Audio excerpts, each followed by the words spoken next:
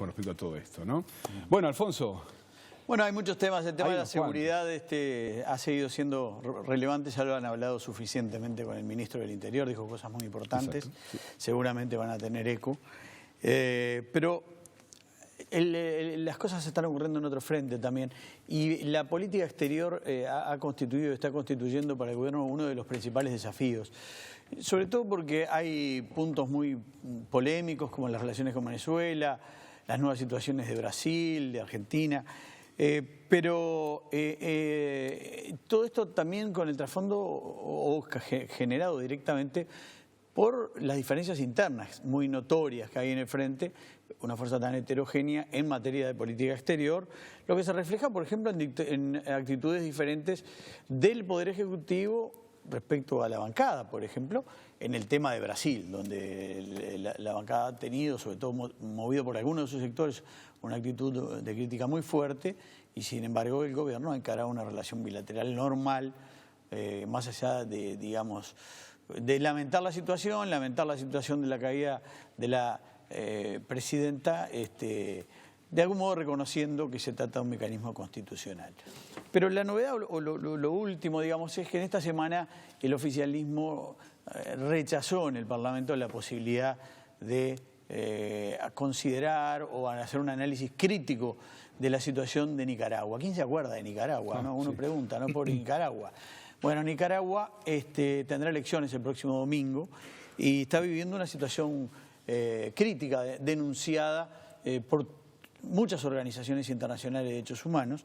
Entre otras cosas, se expulsó del Parlamento a los principales 28 legisladores de la oposición del Partido Liberal Independiente, se les anularon sus derechos políticos, hay políticos de hecho proscriptos, candidatos proscriptos, y además el partido de gobierno, el sandinismo, ha promovido que en ese partido asuman dirigentes que son dóciles para el presidente Daniel Ortega.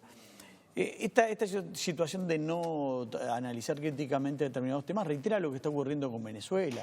Se argumentan o parece subyacer por ahí presuntas identidades ideológicas, bueno, que generan, si fuera así, cierta inquietud.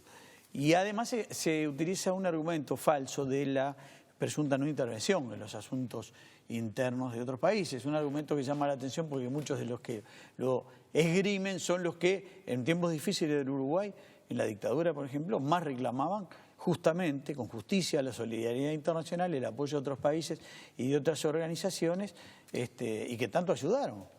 Acá hubo, bueno, desde la visita del rey Juan Carlos hasta organizaciones de derechos humanos, hasta la del expresidente Adolfo Suárez, que fue expulsado por la dictadura. ¿Se acuerdan aquel acto del Partido Nacional en el gimnasio de Trujillo? Bueno, el giro de Jimmy Carter, etc. Pero vayamos a los hechos de Nicaragua rápidamente. Por un lado, hablar de la no intervención, entre otras cosas, es ignorar elementos básicos de la historia. Uruguay tuvo una actitud muy activa cuando Centroamérica estaba en guerra y en guerras internas y se fundó el grupo de apoyo y el grupo de apoyo a Contadora. Uruguay integró el grupo de apoyo a Contadora. Mucha gente no lo sabe, joven, y jugó un papel muy protagónico en el primer gobierno de Sanguinetti buscando una situación de pacificación que después se logró. En aquel momento también dramático en el cual Estados Unidos promovió ilegítimamente y además utilizando instrumentos totalmente ilegales que se supo después, de tráfico de drogas, el ir en contras para financiar la CIA a los contras de revolucionarios de Nicaragua, que llevó a una guerra muy sangrienta. Hubo un tiempo, todos lo recordarán, los más veteranos santoños, en que el sandinismo liderado por Daniel Ortega generó una corriente de simpatía en toda América Latina, incluso a lo último, dentro de Estados Unidos mismo, un apoyo al sandinismo cuando en el 79 derrotó a la dictadura de Somoza, una familia que había estado mucho tiempo en el poder. Acá en Uruguay, por ejemplo, el Diario del Día, era pleno gobierno militar, hizo sonar las sirenas, que se volvieron a hacer sonar. Se aprovechaba a hablar de Nicaragua cuando no se podía hablar de otros temas. Exactamente. Y sacó una, que hace poco las sirenas se volvieron a hacer sonar con la muerte del Dr. Valle. Hizo sonar las sirenas y publicó una edición especial, que a esta altura sería una joya, ¿no? En tenerla. La dictadura de Somoza termina, o digamos la revolución llega a su punto culminante cuando asesinan a un periodista Joaquín Chamorro, director de Diario de la Prensa, que había jugado un papel fundamental en la lucha contra la dictadura. La señora Violeta Chamorro fue una de las primeras integrantes de aquel gobierno sandinista, o por lo menos apoyándolo y participando activamente. Después fue presidenta, pero no demoró mucho en separarse del sandinismo, igual que sus hijos, porque, entre otras cosas, ingresó en un camino de corrupción. Hay tremendas denuncias de corrupción contra Ortega y su gobierno. Muchas de las propiedades requisadas a la gente del sandinismo no fueron distribuidas, fueron apropiadas por los nuevos dirigentes de allí, del sandinismo. Un Ortega que ha sido reiteradamente denunciado, entre otras cosas, por violar a la hija de su esposa, a su hijastra, incluso por ella misma, un hombre rechazado por organizaciones feministas internacionales.